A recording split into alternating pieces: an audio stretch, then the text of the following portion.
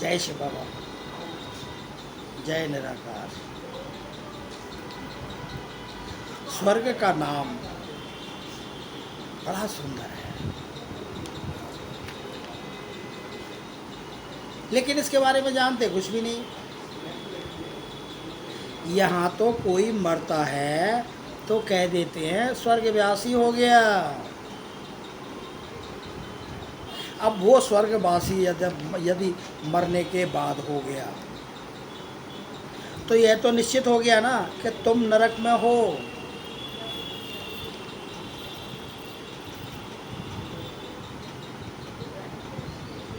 शिव सदा शिव है, इसका नाम कोई परिवर्तन नहीं होता। शिव निराकार पिता है जो निराकार आत्मा के द्वारा 1 सेकंड में पहचाना जा सकता है।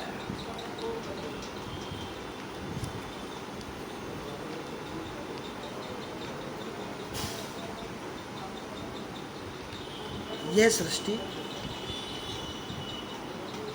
एक नाटकशाला है। यहाँ आत्माएं अपना पार्ट बजाते बजाते बहुत दुखी हो चुकी हैं, क्योंकि कई जन्मों के पार्ट बजा चुकी हैं ना।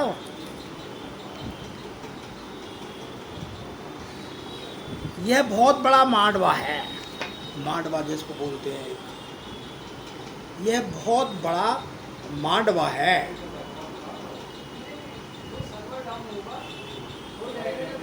जिसमें सूर्य, चंद्र, तारे, ये सब बत्तियां हैं, बिजलियां हैं, जो दिन और रात का खेल खेलती हैं इस सृष्टि में।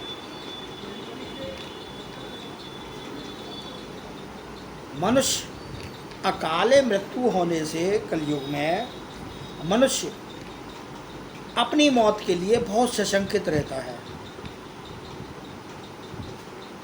उसे हर समय अंदेशा होता है कि पता नहीं कब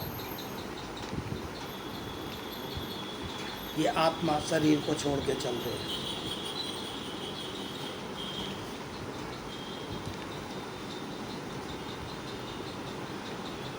आटे में नमक के माफिक सुख है इस दुनिया में।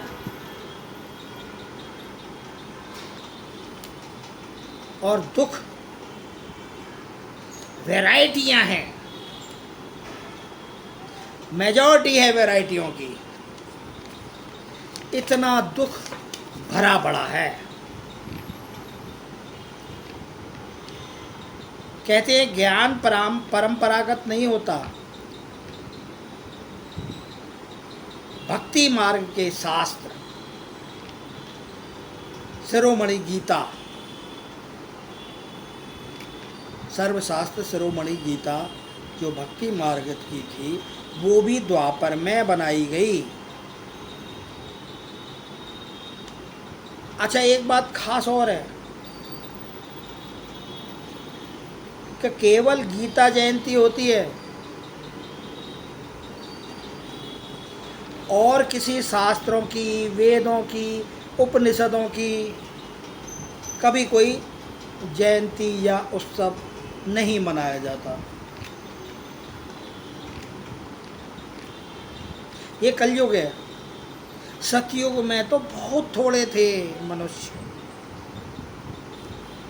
अब तो करीब 800 करोड़ से भी ऊपर हो चुके हैं। लेकिन ये 800 करोड़ भी चाहना बहुत रखते हैं, एक दूसरे की देख के, एक दूसरे के सुख संसाधनों को देख के चाहना बहुत रखते हैं। एक घर में अनेकों मत हो जाते हैं, कोई कुछ कहता है, कोई कुछ कहता है, कोई कुछ कहता है। शक्ल भी देखने को आपको क्रीम, पाउडर, मेकअप के द्वारा बड़ी सुंदर लगेंगी, लेकिन सीरत उनकी अच्छी नहीं होती। सूरज से बेशक अच्छे दिखें, लेकिन सीरत से वो बहुत गंदे होते हैं। जबकि देह भी हमारी नहीं है, इस देह ने चले जाना है। मनुष्य जब जब दुखी होगा तब तब उसके अंदर वैराग्य उत्पन्न होता है। जैसे कभी किसी के साथ मृत शरीर को ले जाके आप शमशान में पहुंच जाते हैं, तो वहाँ जितनी देर रहेंगे आप, आपके अंदर तरह तरह के वैराग्य उत्पन्न होंगे।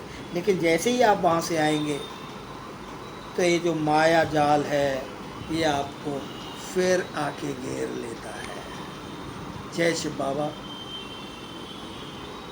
अपने को आत्मा निश्चित करो और उस निराकार आत्मा से, उस अविनाशी आत्मा से, उस निराकार परमात्मा परमेश्वर पिता निराकार को याद करो।